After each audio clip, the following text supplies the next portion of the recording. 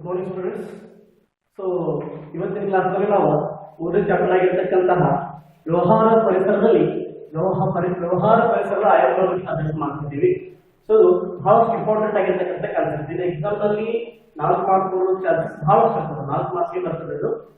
ಆಮೇಲೆ ಒಂದ್ ವೇಳೆ ಪ್ರಾಕ್ಟಿಕಲ್ ಕ್ವಶನ್ ಅಲ್ಲಿ ಕೇಳಿದ್ರೆ ಅದನ್ನ ಡಯಾಗ್ರಾಮ್ ತೋರಿಸಬೇಕಾಗುತ್ತೆ. ಅದಕ್ಕೆ ಕೇಳೋ ಡೌಟ್ ಆದ್ರೂ ಕೂಡ ಇನ್ನು ಕಂಪಲ್ಸರಿ 5 ಪಾಯಿಂಟ್ ಅಲ್ಲಿ 4 ಪಾಯಿಂಟ್ ಮಾಡಿದಾಗ ನಮ್ಗೆ 4 ಮಾರ್ಕ್ಸ್ ಫಿಕ್ಸ್ ಇರುತ್ತೆ. ಓಕೆ, ಸೊ ಬಹಳ ಇಂಪಾರ್ಟೆಂಟ್ ಅದ, ಸ್ವಲ್ಪ ಕೇರ್ಫುಲ್ ಆಗಿ ಸ್ಟಡಿ ಮಾಡ್ಬೇಕಾಗುತ್ತೆ. ಓಕೆ, ಸೊ ಮೊದಲನೇದಾಗಿ ನೋಡೋಣ ಆರ್ಥಿಕ ಪರಿಸರ ಅಂತ. ಈ ವ್ಯವಹಾರ ಆಯಾಮಗಳನ್ನು ಏನಿತ್ತು ಸರ್ಕಲ್ ಅಂತ ಹೇಳಿ ಮಾಡ್ಯಾರಲ್ಲ, ಇದ್ರೊಳಗೆ ವ್ಯವಹಾರ ನಡೀತಾ ಇದೆ. ಹೌದಾ? ನೋಡ್ರಿ, ಇವೆಲ್ಲ ನಾವು ಆಯಾಮಗಳ ಸುತ್ತಮುತ್ತ ನಾವು ನಡುವೆ ವ್ಯವಹಾರ ಇದೆ. ಅಂದ್ರೆ ವ್ಯವಹಾರಕ್ಕ ಇವೆಲ್ಲವೂ ಕೂಡ ಸಂಬಂಧಪಟ್ಟಿದಾವ ಅಂತ ಹೇಳಿದ್ರೆ ಇಂಡಿಕೇಟ್ ಮಾಡ್ತಾ ಇದ್ದಾರೆ, ತೋರಿಸ್ತಾ ಇದ್ದಾರೆ. ವ್ಯವಹಾರಕ್ಕ ಸಾಮಾಜಿಕ ಆಗಿರ್ಬೋದು, ತಾಂತ್ರಿಕ ಆಗಿರ್ಬೋದು, ಆರ್ಥಿಕ ಆಗಿರ್ಬೋದು, ರಾಜಕೀಯ ಆಗಿರ್ಬೋದು, ಇವೆಲ್ಲ ಆಯಾಮಗಳು ವ್ಯವಹಾರವನ್ನು ಒಳಗೊಂಡಿದಾವ. ಇವನ್ನೆಲ್ಲ ಬಿಟ್ಟ ವ್ಯವಹಾರ ಹೊರಗಡೆ ಹೋಗ್ಲಿಕ್ಕೆ ಸಾಧ್ಯ ಇಲ್ಲ. ಇವುಗಳನ್ನ ಯಾವುದನ್ನು ಬಿಟ್ಟು ವ್ಯವಹಾರವನ್ನು ಮಾಡ್ಲಿಕ್ಕೆ ಸಾಧ್ಯ ಇಲ್ಲ. ಹೌದಾ? ಸೊ ಅದಕ್ಕಾಗಿ ಮೊದಲನೇ ಆಯಾಮ ನೋಡ್ತಾ ಇದೀವಿ ನಾವು ಆರ್ಥಿಕ ಪರಿಸರ. ಸೊ ಆರ್ಥಿಕದಿಂದ ವ್ಯವಹಾರದ ಮೇಲೆ ಯಾವ ರೀತಿ ಪರಿಣಾಮ ಬೀರ್ತದೆ. ಹೌದಾ? ಇವತ್ತಿನ ದಿವಸದಲ್ಲಿ ನಾವು ನೋಡ್ತಾ ಇದ್ದೀವಿ, ಪ್ರತಿಯೊಂದು ವಸ್ತುವಿನ ಬೆಲೆ ಹೆಚ್ಚಿಗೆ ಆಗ್ತಾ ಹೋಗ್ತಾ ಇದೆ ಹೊರತಾಗಿ ಕಡಿಮೆ ಆಗ್ತಾ ಇಲ್ಲ.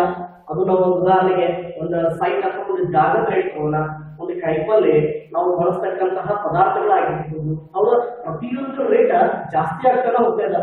ಇಂಥ ಒಂದು ಪರಿಸ್ಥಿತಿಯಲ್ಲಿ ವ್ಯವಹಾರ ಸಮಾಜವನ್ನು ಬಿಟ್ಟು ಕೂಡ ಹೋಗಂಗಿಲ್ಲ, ಗ್ರಾಹಕರ ಮೇಲೆ ಹೊರೆ ಕೂಡ ಮಾಡಬಾರದು. ಆ ರೀತಿಯಾಗಿರ್ತಕ್ಕಂತಹ ಒಂದು ವಸ್ತುಗಳನ್ನ ಅಥವಾ ಸರಕು ಮತ್ತು ಸೇವೆಗಳನ್ನ ಉತ್ಪಾದಿಸಿ ಗ್ರಾಹಕರಿಗೆ ತೃಪ್ತಿಕರವಾಗಿರ್ತಕ್ಕಂಥ ಸೇವೆಯನ್ನ ಕೊಡ್ಬೇಕಾಗ್ತದೆ. ಒಂದ್ ವೇಳೆ ಇವನ್ನೆಲ್ಲ ಬಿಟ್ಟ ಹೋಗ್ತಿರ್ಪ, ತನ್ನ ಮನಸ್ಸಿಗೆ ಬಂದಿಗೆ ರೇಟ್ ವಸ್ತು ಅಂತಂದ್ರೆ ಗ್ರಾಹಕರನ್ನ ಕೊಂಡ್ಕೊಳ್ಬೇಕಾಗ್ತದ. ಹೌದಾ? ಅಥವಾ ಗ್ರಾಹಕರಿಗೆ ಲಭ್ಯವಾಗುವಂತೆ ಬೆಲೆಗಳನ್ನ ನಿಗದಿಪಡಿಸಿದ್ರೆ ತನ್ನ ಲಾಭವನ್ನು ಕಳ್ಕೊಳ್ಬೇಕಾಗ್ತದ. ಸೊ ಏನ್ ಹೇಳ್ತಾ ಇದ್ದಪ್ಪ, ಇದನ್ನ ಹಿಡ್ಕೊಂಡು ಹೋಗ್ಬೇಕಂದ್ರೆ ಯಾವ ರೀತಿ ಮಾಡ್ಬೇಕು ಅಂದ್ರೆ ವ್ಯವಹಾರವನ್ನ ನಮಗ ಆರ್ಥಿಕ ರೀತಿಯಿಂದ ಲಾಭ ಕೂಡ ಆಗಿರ್ಬೇಕು, ಸಮಾಜದಲ್ಲಿ ಇದ್ದಿರ್ತಕ್ಕಂಥ ಜನರ ಗ್ರಾಹಕರ ಮೇಲೆ ಹೊರೆ ಕೂಡ ಉಂಟಾಗಬಾರ್ದು. ಸೊ ಈ ರೀತಿ ವ್ಯವಹಾರದ ಪರಿಸರವನ್ನು ನಡೆಸ್ಕೊಂಡು ಹೋಗ್ಬೇಕಾಗ್ತದ. ಇವತ್ತಿನ ದಿವಸ ನೀವೆಲ್ಲ ನೋಡ್ತಾ ಇದ್ದೀರಿ, ಶೇರ್ ಮಾರ್ಕೆಟ್ ಆಗಿರ್ಬೋದು. ಹೌದಾ? ಈ ಶೇರ್ ಮಾರ್ಕೆಟ್ ಕೂಡ ಎಷ್ಟರ ಡಿಪೆಂಡ್ ಆಗಿರ್ತದಪ್ಪ. ಇವತ್ತಿನ ದಿವಸ ಯಾವ ವಸ್ತುವಿನ ಬೆಲೆ ಮಾರ್ಕೆಟ್ ನಲ್ಲಿ ಜಾಸ್ತಿ ಇದೆ ಅದನ್ನ ಡಿಪೆಂಡ್ ಆಗಿರ್ತದ. ಒಂದ್ ವೇಳೆ ವಸ್ತುವಿನ ಬೆಲೆ ಜಾಸ್ತಿ ಆಗ್ತದ, ಉದಾಹರಣೆಗೆ ಗೋಲ್ಡ್ ರೇಟ್ ಜಾಸ್ತಿ ಅಂತಂದ್ರೆ ಆಟೋಮೆಟಿಕಲಿ ಶೇರ್ಗಳ ಬೆಲೆ ಜಾಸ್ತಿ ಆಗ್ತಾ ಹೋಗ್ತದ. ಆಯಿಲ್ ರೇಟ್ ಜಾಸ್ತಿ ಆಯ್ತಪ್ಪ, ಅದ್ರ ರೇಟ್ ಜಾಸ್ತಿ ಆಗ್ತಾ ಹೋಗ್ತದ. ಎಕ್ದಮ್ ಕಡಿಮೆ ಆಗ್ತಪ್ಪ, ರೇಟ್ ಕೂಡ ಕಡಿಮೆ ಆಗ್ತದ. ಸೊ ಈ ರೀತಿಯಾಗಿ ವ್ಯವಹಾರದಲ್ಲಿ ಕಾರ್ಯಚಟುವಟಿಕೆಗಳು ನಡೀತಾ ಇದ್ದಾಗ ಇದು ವ್ಯವಹಾರ ಪರಿಸರದ ಮೇಲೆ ಬಹಳ ದೊಡ್ಡ ಪ್ರಮಾಣದಲ್ಲಿ ಒಂದು ಪರಿಣಾಮವನ್ನು ಬೀರ್ತದಂತ ಕೂಡ ನಾವಿಲ್ಲಿ ಹೇಳಬಹುದು. ಇನ್ನು ನೆಕ್ಸ್ಟ್ ಬರ್ತದ ಸಾಮಾಜಿಕ ಪರಿಸರ. ಹೌದಾ? ಸಾಮಾಜಿಕ ಪರಿಸರದಲ್ಲಿ ನಾವು ಸಮಾಜದಲ್ಲಿ ಇಟ್ಕೊಂಡು ಬದುಕ್ತಾ ಇದ್ದೀವಿ. ಹೌದಾ? ಸಮಾಜಕ್ಕೆ ನಾವು ಏನು ಕೊಡುಗೆಯಾಗಿ ಕೊಡ್ತಾ ಇದ್ದೀವಿ. ನಾವು ಒಂದು ವ್ಯವಹಾರ ಸಂಸ್ಥೆಯನ್ನು ಪ್ರಾರಂಭ ಮಾಡಿದೇವೆ ಅಂತಂದ್ರೆ ಬರೀ ನಾವು ಲಾಭ ಗಳಿಸೋದಷ್ಟೇ ಪ್ರಮುಖ ಉದ್ದೇಶ ಆಗಿರಬಾರ್ದು. ಸಮಾಜದಲ್ಲಿ ಇದ್ದಿರ್ತಕ್ಕಂತಹ ಜನರಿಗೆ ಅಥವಾ ಗ್ರಾಹಕರಿಗೆ ನಾವು ಇದರಿಂದ ಏನು ಸೇವೆಯನ್ನು ಕೊಡ್ತಾ ಇದ್ದೀವಿ. ಹೌದಾ? ನಾವು ಯಾವ ರೀತಿ ಗ್ರಾಹಕರನ್ನ ತೃಪ್ತಿ ಪಡಿಸ್ತಾ ಇದ್ದೀವಿ. ಎಲ್ಲಿಂದ್ರಪ್ಪ ಅಂದ್ರೆ ಒಂದು ಸ್ಮಾಲ್ ಸೂಜಿಯಿಂದ ಹಿಡ್ಕೊಂಡ ಜನರಿಗೆ ಬೇಕಾಗಿರ್ತಕ್ಕಂಥ ಎಲ್ಲಾ ತರದ ವಸ್ತುಗಳನ್ನು ನಾವು ಪೂರೈಕೆ ಮಾಡ್ತಾ ಇದ್ದೀವಿ. ಸೊ ಈ ಪೂರೈಕೆ ಮಾಡ್ತಕ್ಕಂಥ ವಸ್ತುಗಳು ಅವ್ರಿಗೆ ತೃಪ್ತಿ ಮಾಡ್ತಾ ಇದಾವ. ಅದರಿಂದ ನಮಗೆ ಯಾವ ಪ್ರಮಾಣದಲ್ಲಿ ಲಾಭ ಆಗ್ತದ, ಇದರಿಂದ ಸಮಾಜದ ಮೇಲೆ ಯಾವ ರೀತಿ ಪರಿಣಾಮ ಬೀರ್ತದೆ ನಮ್ಮ ವ್ಯವಹಾರದಿಂದ. ಸೊ ಇದು ಕೂಡ ಬಹಳಷ್ಟು ಪ್ರಮುಖ ಪಾತ್ರವನ್ನು ವಹಿಸ್ತದೆ. ಯಾಕಪ್ಪ ಅಂತಂದ್ರ ಈ ಸಮಾಜವನ್ನು ಬಿಟ್ಟು ನಾವು ವ್ಯವಹಾರವನ್ನು ಮಾಡ್ಕೊಂಡು ಬಹಳ ದೊಡ್ಡ ತಪ್ಪಾಗ್ತದೆ. ಈಗಾಗಲೇ ನಾವು ಸಾಮಾಜಿಕ ಹೊಣೆಗಾರಿಕೆ ಅಂತ ಹೇಳಿ ಫಸ್ಟ್ ಇಯರ್ ನಲ್ಲಿ ಅಥವಾ ಪ್ರಥಮ PUC ಅಭ್ಯಾಸ ಮಾಡಿದ್ದೇವೆ. ಹೌದಾ? ವ್ಯವಹಾರದ ನೈತಿಕತೆ ಬಗ್ಗೆ ತಿಳ್ಕೊಂಡಿದ್ದೀವಿ ನಾವು. ಹೌದಾ? ಈ ನೈತಿಕತೆಯನ್ನು ಬಿಟ್ಟು ನಾವು ಹೋಗ್ಲಿಕ್ಕೆ ಆಗಂಗಿಲ್ಲ. ನಾವು ಪರಿಸರವನ್ನು ಹಾಳು ಮಾಡಿ ನಾವು ಲಾಭ ಮಾಡ್ಬೇಕಂದ್ರೆ ಆಗಂಗಿಲ್ಲ. ಪರಿಸರದ ಬಗ್ಗೆ ಕಾಳಜಿ ತಗೋಬೇಕಾಗ್ತದ, ಸಮಾಜದ ಬಗ್ಗೆ ಕಾಳಜಿ ತೆಗೆದುಕೊಳ್ಬೇಕಾಗ್ತದ, ಗ್ರಾಹಕರಿಗೆ ತೃಪ್ತಿ ಕೊಡ್ತಕ್ಕಂಥ ಸೇವೆಯನ್ನು ಕೊಡಬೇಕಾಗ್ತದ. ಸೊ ಈ ರೀತಿಯಾಗಿ ಸಾಮಾಜಿಕ ಪರಿಸರವನ್ನು ಉಳಿಸುವಲ್ಲಿ ವ್ಯವಹಾರ ಕೂಡ ಬಹಳಷ್ಟು ದೊಡ್ಡ ಪಾತ್ರ ಇದೆ. ಸೊ ಇವುಗಳು ಯಾವುದನ್ನ ಬಿಟ್ಟು ಕೂಡ ವ್ಯವಹಾರದಲ್ಲಿ ಕಾರ್ಯಚಟುವಟಿಕೆ ನಿರ್ವಹಿಸಲಿಕ್ಕೆ ಸಾಧ್ಯನೇ ಇಲ್ಲ ಅಂತ ನಾವಲ್ಲಿ ಹೇಳಬಹುದು. ಇನ್ನು ನೆಕ್ಸ್ಟ್ ಬರ್ತದ ತಾಂತ್ರಿಕ ಪರಿಸರ.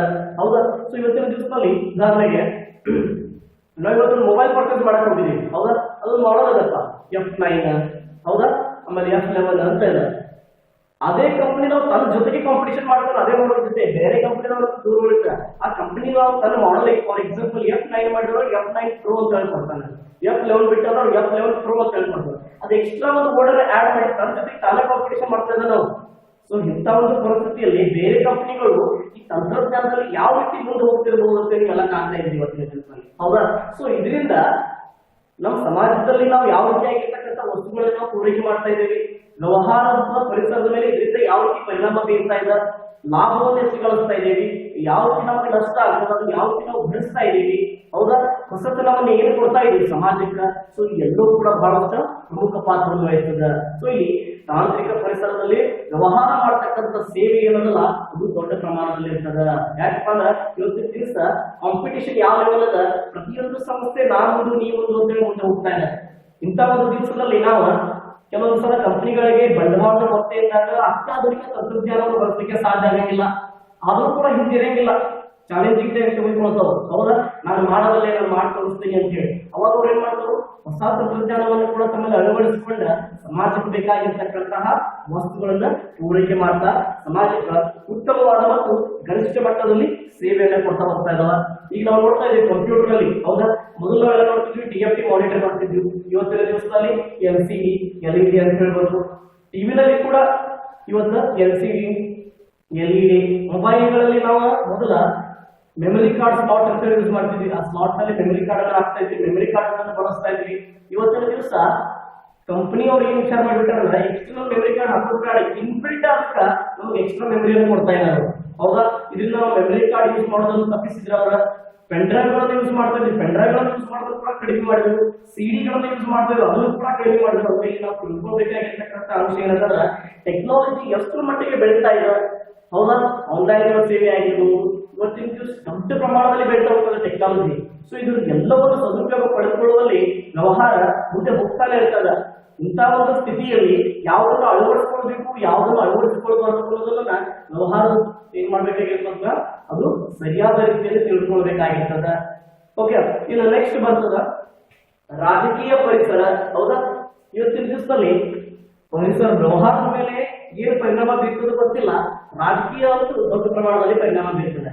ಯಾಕಂದ್ರೆ ನಮ್ಮ ದೇಶದಲ್ಲಿ ನೀವೆಲ್ಲರಿಗೂ ಗೊತ್ತೇ ಇರ್ಬೋದು, ಯಾವ್ದಾದ್ರು ಒಬ್ಬ ವ್ಯಕ್ತಿ ಏನೋ ಒಂದು ಚಲೋ ಕೆಲಸ ಮಾಡಕ್ ಮುಂದೆ ಹೋಗ್ತಾ ಇದಾರೆ ಅಂತಂದ್ರೆ ಅವ್ರ ಕಾಲ ಎಳಿತಕ್ಕಂಥ ಜನ ಬಹಳಷ್ಟು ಇರ್ತಾರೆ, ಸಪೋರ್ಟ್ ಮಾಡೋರು ಕಡಿಮೆ, ಸಪೋರ್ಟ್ ಮಾಡೋರು ಅಲ್ಲೋ ಇಲ್ಲೋ ಅಷ್ಟೇ 2-3 ಜನ ಇರ್ತಾರೆ, ಹೊರತಾಗಿ ಕಾಲ ಎಳಿತಕ್ಕಂಥ ಜನರ 90% ಅವರೇ ಆಗಿರ್ತಾರೆ. ಸೊ ಇದರಿಂದ ಏನಾಗ್ತದೆ, ಅವ್ರ ಜೀವನದಲ್ಲಿ ಅವ್ರ ಯಶಸ್ಸನ್ನು ಸಾಧಿಸಲಿಕ್ಕೆ ಆಗಂಗಿಲ್ಲ. ಯಾವ್ದಾದ್ರು ಒಂದು ಸಂಸ್ಥೆ ಸಮಾಜಕ್ಕೆ ಒಂದು ಉತ್ತಮವಾಗಿರ್ತಕ್ಕಂಥ ಕೊಡುಗೆ ಕೊಡಬೇಕು, ನಿರುದ್ಯೋಗವನ್ನು ಹೋಗಲಾಡಿಸಬೇಕು, ಹೌದಾ? ಸಮಾಜಕ್ಕೆ ನಾವು ಏನಾದ್ರು ಒಂದು ಒಳಿತನ್ನು ಮಾಡಬೇಕಂತ ಮುಂದೆ ಹೊರಟಿರ್ತಾರೆ.